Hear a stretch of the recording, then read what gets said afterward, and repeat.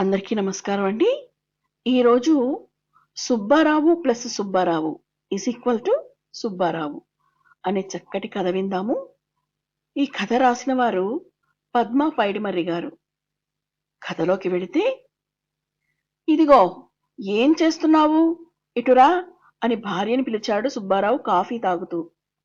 అదిగో చాలాసార్లు చెప్పాను కదా అలా పిలవద్దని అంది రుసరుసలాడుతూ అనసూయ. పేర్లో ఏముంది, పిలుపులో ప్రేమ ఉండాలి గాని అన్నాడు సుబ్బారావు. ఇలాంటి తెలివితేటలకి తక్కువేమీ లేదు అంది అనసూయ. అయినా ఇదిగో అంటే ఏమైపోయింది? ముందు నేను చెప్పేది విను. మా బాబయ్య కొడుకు సుబ్బారావు కూతురికి పెళ్లి కుదిరిందట. పిలవడానికి వస్తామన్నారు అన్నాడు సుబ్బారావు. నల్ల సుబ్బారావు గారి అమ్మాయికా? అంది అనసూయ కూర్చుని చిక్కుడుకాయలు వలుస్తూ.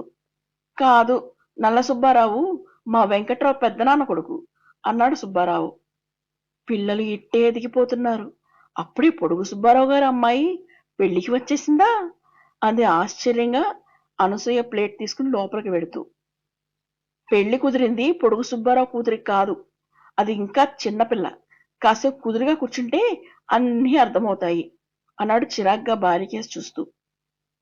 ఉండండి, వస్తున్నా.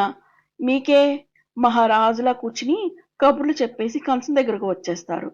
ఇక్కడ అవ్వద్దు అంటూ స్టవ్ మీద అన్నం పెట్టేసి వచ్చి, ఇప్పుడు చెప్పండి అంది అనసూయ కూర్చుంటూ. మన పెళ్లిలో భోజనాలప్పుడు స్వీట్ సరిపోలేదని గొడవ చేశాడు కదా మా రామారావు బాబాయ్, గుర్తున్నాడా అని అడిగాడు నవ్వుతూ. భలే వారే, గుర్తు లేకపోవడం ఏమిటి? ఒక్క స్వీట్ గురించి ఎంత రచ్చ చేశారు. పెళ్లి మధ్యలో వదిలేసే దాకా వచ్చింది కదా.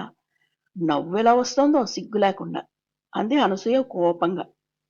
మగ పెళ్లివారం మర్యాదలు తక్కువైతే ఎలా ఊరుకుంటాం? పైగా బంగారం ఏమీ అడగలేదు కదా. భోజనాలు కూడా సరిగ్గా పెట్టకపోతే ఎలా అన్నాడు సుబ్బారావు. మా వాళ్ళు ఎంత భయపడ్డారో తెలుసా? ముఖ్యంగా మా నాన్న.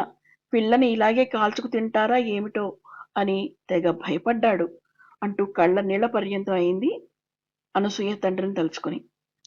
అక్కర్లేని సంభాషణ ఇంకా ఆపేస్తే మంచిది అనుకున్నాడు సుబ్బారావు. వెంటనే, ఇదిగో నీ చేతి అమృతం కాస్త పోద్దు అన్నాడు. గతం తలుచుకుని ఏం లాభం? ఇదిగో కాఫీ. ఇంతకీ ఏ సుబ్బారావు గారి అమ్మాయి పెళ్ళి అంది అనసూయ. అదే మా రామారావు బాబాయ్ కొడుకు గిరిజాల సుబ్బారావు కూతురు పెళ్ళి అన్నాడు గోవిందం. ఇంకా పేర్లు లేనట్టు అందరూ సుబ్బారావులే ఏంటండి? ఒక్కళ్ళని పిలిస్తే అందరూ పలుకుతారు అని నవ్వింది అనసూయ. అది మా ముత్తాత పేరు. అప్పట్లో అలా పెట్టేసేవారంతే.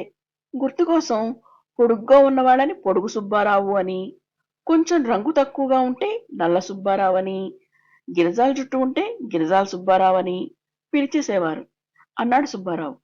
మరి మీరు ఏ సుబ్బారావో అంది అనసూయ. వేరే చెప్పాలా? అనసూయ మూడు సుబ్బారావు. అదే నా గుర్తు అన్నాడు నవ్వుతూ. మీదే నయం, నా పేరు మరీ. ఇదిగో నేను ఎవరితో చెప్పుకోను అంది అనసూయ భర్త నవ్వుతో జత కలుపుతూ. బాగుంది కదండి? నాకు నచ్చింది. మీ అందరికీ కూడా నచ్చిందని ఆశిస్తున్నాను. నచ్చితే లైక్ చేయండి, షేర్ చేయండి. మరిన్ని కథల కోసం సబ్స్క్రైబ్ చేసుకోండి. మీ సలహాలు, సూచనలు ఏమైనా ఉంటే కామెంట్ బాక్స్లో తెలియజేయగలరు. Thank you. ధన్యవాదాలు.